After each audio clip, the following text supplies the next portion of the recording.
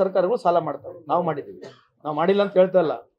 ಕೇಂದ್ರ ಸರ್ಕಾರದ ಸಾಲಕ್ಕೆ ನಮಗೆ ಹೋಲ್ಸ್ಕೊಂಡು ನೋಡಿದ್ರೆ ಕೇಂದ್ರ ನಿಮಗೆ ಅದೇ ಹೇಳ್ತಿರೋದ್ರಿ, 57 ಲಕ್ಷ ಕೋಟಿಯಲ್ಲಿ 225 ಲಕ್ಷ ಕೋಟಿಯಲ್ಲಿ ಸ್ವಾಮಿ 57 ಲಕ್ಷ ಕೋಟಿ 1947 ಇಸ್ವಿಯಿಂದ 2014 ಇಸ್ವಿವರೆಗೆ ಕೇವಲ ಈ ಭಾರತ ದೇಶ ಸಾಲ 57 ಲಕ್ಷ ಕೋಟಿ.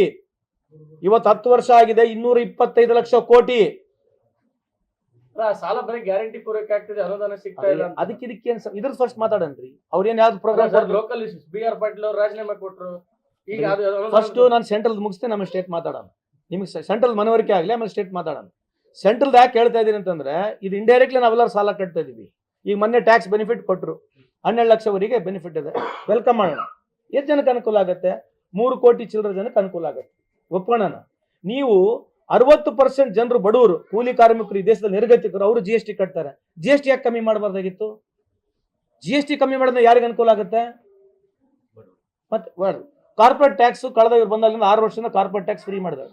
ಕಾರ್ಪೊರೇಟ್ ಟ್ಯಾಕ್ಸ್ 5% ಕಮ್ಮಿ ಮಾಡೋದ್ರಿಂದ ವರ್ಷಕ್ಕೆ ಆದಾಯ 1.5 ಲಕ್ಷ ಕೋಟಿ ಭಾರತ ಸರ್ಕಾರ ಲಾಸ್ ಇದೆ. 1.5 ಲಕ್ಷ ಕೋಟಿ. ಯಾವ ಕಾರ್ಪೊರೇಟ್ ಕಂಪ್ನಿಗಳು ಇವತ್ತು ಹೋಗ್ಲಿ 5-10 ಸಾವಿರ ಕೋಟಿ ಪ್ರಾಫಿಟ್ ಮಾಡ್ತಿದ್ರೆ ಹೋಗೋಣ, ಇವತ್ತು ಪ್ರಾಫಿಟ್ ಮಾಡ್ತದೆ ಲಕ್ಷಾಂತರ ಕೋಟಿಗಳು ಮಾಡ್ತದೆ ಕಾರ್ಪೊರೇಟ್ಗಳು. ಎದಕ್ಕೆ? ಬೆನಿಫಿಟ್ ಯಾರಿಗೆ ಜಾಸ್ತಿ ಆಗ್ತಾ ಇದೆ? ಕಾರ್ಪೊರೇಟ್ಗಳು ಕೇಂದ್ರ ಸರ್ಕಾರಕ್ಕಿಂತ ಜಾಸ್ತಿ ದುಡ್ಡು ಹೆಂಗಿರ್ಬೋದು ಅವ್ರ ಹತ್ರ?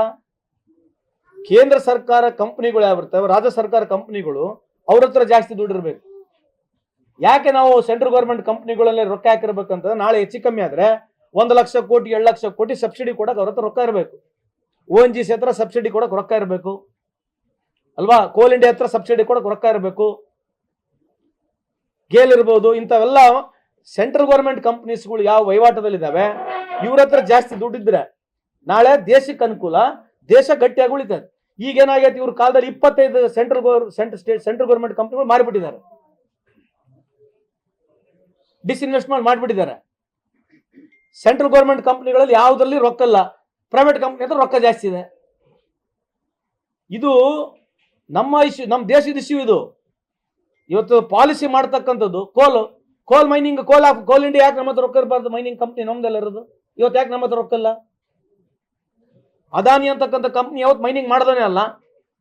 ಅದಾನಿ ಕಂಪ್ನಿ ಯಾವತ್ತು ಇನ್ಫ್ರಾಸ್ಟ್ರಕ್ಚರ್ ಇರೋ ಕಂಪ್ನಿಗಳೆಲ್ಲ, ಅವ್ರ ಹತ್ರ ಲಕ್ಷ ಕೋಟಿ ಹೆಂಗಿದಾವೆ. ಇದು ರಿಲಯನ್ಸ್ ಇವತ್ತು 25 ಲಕ್ಷ 30 ಲಕ್ಷ ಕೋಟಿ ಹೆಂಗ್ ಮಾಡ್ತಾ ಇದೆ?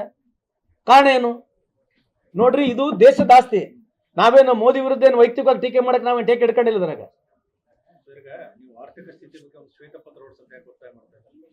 ನಿಮ್ ಮುಂದೆ ಹೇಳಕತ್ತೀವಲ್ರಿ, ಅವ್ರು ಹೇಳಿಸ್ಬೇಕು, ಅವ್ರು ಓಡಿಸ್ಬೇಕು, ನಾವ್ ಹೇಳಕತ್ತೀವಿ. ಗಟ್ಟಿ ಧ್ವನಿ ಎಂಬುದೇನಿದೆ ಅಲ್ಲ, ನಾನು ಒಂದೇ ಒಂದು ಮಾತಾಡೋದು, ಒಂದೇ ಒಂದು ತಿಂಗಳ ಮೋದಿಯವ್ರಿಗೆ ಫ್ರೀ ಬಿಡಕ್ ಹೇಳ್ರಿ ಮೀಡಿಯಾಗೆ. ನಾವ್ ಹೇಳಿದ್ದೇ ತೋರ್ಸಕ್ ಹೇಳ್ರಿ, ಬೇಕಾದ್ರೆ ಚಾಲೆಂಜ್ ಮಾಡೋಣ. ಒಂದೇ ಒಂದು ತಿಂಗಳ 10 ವರ್ಷದಲ್ಲಿ ಅವ್ರು ಹೇಳಿರ್ತಕ್ಕಂಥ ವಿಡಿಯೋಗಳೇ ತೋರಿಸ್ಬಿಡ್ರಿ, ಬೇರೆ ಏನ್ ಬೇಡ.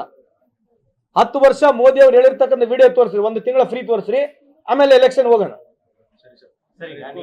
ಆಮೇಲೆ ಬಿಜೆಪಿ ಎಲ್ಲ ಬಂದು ಮಾತಾಡ್ಲಿ. ಬಿಜೆಪಿ ಕೊಟ್ಟಿವಿ. ಯಾರು ಹೇಳಿದ್ರು? ಅಲ್ಲ, ನೀವು ನೋಡ್ರಿ, ಅದಕ್ಕೆ ಹೇಳೋದು. ಎಲ್ಲ ನಾ ತರ ಪರ್ಟಿಕ್ಯುಲರ್ ಇದ್ದ ತೋರಿಸಿ. ನಾನು ಇದೇ ಜಿಲ್ಲೆಯಲ್ಲಿ ಇದ್ದೀನಿ, ನಮ್ಮ ಹತ್ರ ಎಷ್ಟು ಅರ್ಜಿಗಳು ಬಂದಿದ್ದಾವೆ, ಎಷ್ಟು ಅರ್ಜಿಗಳು ವಿಲೇವ್ ಆಗಿದಾವೆ ನೀವು ಚೆಕ್ ಮಾಡಿ ನೋಡ್ರಿ. ಅದ್ರಾಗ ಏನೇನು ಡಿಫರೆನ್ಸ್ ಇದ್ರೆ ವಿಲ್ ಸೆಟ್ ಇಟ್ ಔಟ್. ಈಗ ಗ್ಯಾರಂಟಿಗಳ ಅನುದಾನ ಕೊಡ್ತಾರ, ಬಟ್ ಶಾಸಕರಿಗೆ ಅನುದಾನ ಸಿಗ್ತಿಲ್ಲ, ಅಭಿವೃದ್ಧಿಗೆ ಹಣ ಇಲ್ಲ ಅಂತ ನಿಮ್ ಶಾಸಕರು ಹೇಳ್ತಾರೆ. ಕೆಲವಾರು ವಿಚಾರದಲ್ಲಿ ಈ ರೀತಿ ಹೇಳಿರ್ತಕ್ಕಂಥ ನಿಜ ಇದೆ, ಇಲ್ಲ ಅಂತಲ್ಲ. ಅವರು ಎಕ್ಸ್ಟ್ರಾ ಗ್ರಾಂಟ್ ಕೇಳಿದ್ದಾರೆ. ಈಗ ನಂದು ಅದಕ್ಕೆ ನಿಮಗೆ ಇನ್ನೊಂದು ತಿಂಗಳ ತಡ್ಕೊಂಬಿಡಿ, ನಾವು ಎಷ್ಟು ದುಡ್ಡು ಖರ್ಚು ಮಾಡ್ತಾ ಇದ್ದೀವಿ ನಿಮಗೆ. Government has to give the details. Apart from guarantee, regular ಗ್ರಾಂಟ್ಗಳಿಗೆ ಏನು ತೊಂದರೆನೇ ಇಲ್ಲ. ಸ್ಪೆಷಲ್ ಗ್ರಾಂಟು, ಎಕ್ಸಸ್ ಗ್ರಾಂಟ್ ಕೇಳಿದ ಸಂದರ್ಭದಲ್ಲಿ ಆಗಿಲ್ಲ. ಅದು ಮಾನ್ಯ ಮುಖ್ಯಮಂತ್ರಿಗಳು ಬಹಳ ಸಲ ಸ್ಪಷ್ಟೀಕರಣ ಕೊಟ್ಟಿದ್ದಾರೆ. ಈಗ ನನ್ನ ಕಾನ್ಸ್ಟಿಟ್ಯೂನ್ಸಿ 50 ಕೋಟಿ ಬೇಕಂತ ಕೇಳ್ತೀನಿ, ಕೊಟ್ಟಿಲ್ಲ ಅಂತ ಇಟ್ಕೊಂಡ್ರೆ ಅದು ಗ್ಯಾರಂಟಿಗೋಸ್ಕರ ಹೋಗೈತೆ ಅಂತ ಹೇಳ್ತಕ್ಕಂಥದ್ದು ತಪ್ಪದು, ಆಯ್ತಾ? ಈಗ ನೀವು ಬಿಜೆಪಿ ಕಾಲದಲ್ಲಿ ಆಗಿರ್ತಕ್ಕಂಥ PWD ರೋಡ್ಗೆ ಎಷ್ಟು ದುಡ್ಡು ಕೊಟ್ಟಿದೆ, ಅದಕ್ಕಿಂತ ಜಾಸ್ತಿ ಖರ್ಚು ಮಾಡಿದೇವಲ್ಲ ಚೆಕ್ ಮಾಡಿ ನೋಡ್ರಿ. ಎಜುಕೇಶನ್ ಅದಕ್ಕಿಂತ ಜಾಸ್ತಿ ಖರ್ಚು ಮಾಡಿದೇವಲ್ಲ ನೋಡ್ರಿ. ಕಳೆದ ಪ್ರೀವಿಯಸ್ ಇಯರ್ ಇರ್ತಕ್ಕಂಥ ಗೌರ್ಮೆಂಟ್ಗೆ ನಾವು ಯಾವುದೇ ಇಲಾಖೆಯವರು ದುಡ್ಡು ಜಾಸ್ತಿ ಖರ್ಚು ಮಾಡಿದೇವಲ್ಲ ಚೆಕ್ ಮಾಡಿ ನೋಡ್ರಿ, ಅದ್ರ ಬಗ್ಗೆ ಚರ್ಚೆ ಮಾಡೋಣ. ಸುಮ್ನೆ ಜನರಲ್ ಗ್ಯಾರಂಟಿಗೆ ದುಡ್ಡಿಲ್ಲ, ಗ್ಯಾರಂಟಿಗೆ ದುಡ್ಡಿಲ್ಲ ಅಂತ ಹೇಳಿದ್ರೆ